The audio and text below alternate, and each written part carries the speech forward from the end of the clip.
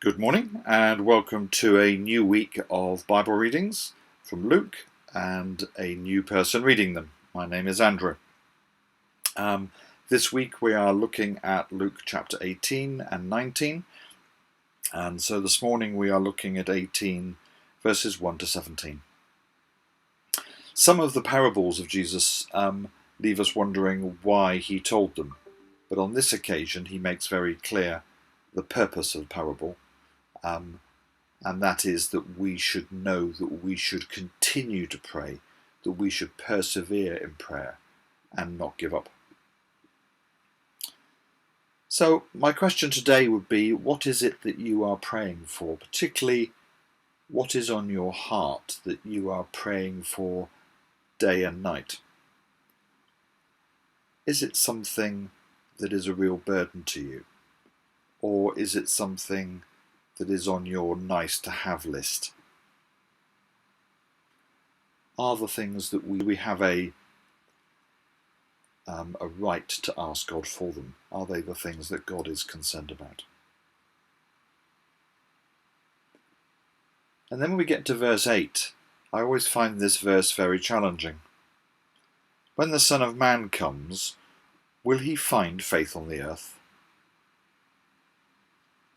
And when I first read this, I used to think it meant, well, when Jesus comes back, will there be any believers?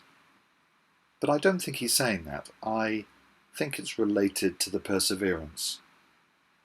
When Jesus returns, will there be anybody who is really passionate about the cause of righteousness and justice? Will we be persevering? Or will we have given up? And see the connection between passages, because we have another parable that follows, and I always find it helpful to try and think about what's the mental connection between the two. So we go from, will there be anybody who is still righteous, who is still just and seeking what is right? I think would leave me with a question, well, am I righteous? Am I seeking justice? Which leads very nicely into this idea of the Pharisee looking upon himself as someone who, yes, I'm okay, I'm doing the right things.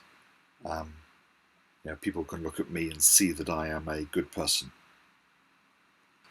And his devotion by his religious life in compared to others. Is that how we compare ourselves? How we measure our worth in relation to others? I am increasingly concerned that sometimes in the wider evangelical church, I think we focus far too much on finding fault, both with other people, with society, and even with ourselves. We focus very much on sin. And I'm never sure that was really God's intention. Yes, we need to know that we need to repent. We know that we are not worthy. But too often, the focus on sin elevates us above those around us who we see as more sinful. And even in our own confession, there is almost a pride in being aware of our sin. So, I think that the message here is that we should not be comparing ourselves with other people. We should be comparing ourselves with God.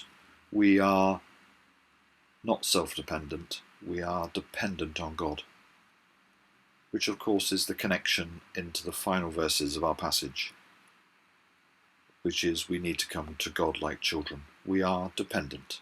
We don't come boasting of our righteousness, even of our awareness of sin. We just come to him because we know that he is what we need. And so we need to be very careful not to put burdens in front of other people, not just children, but other people. Allow people to come to God and experience God's grace and God's acceptance, rather than the condemnation that sometimes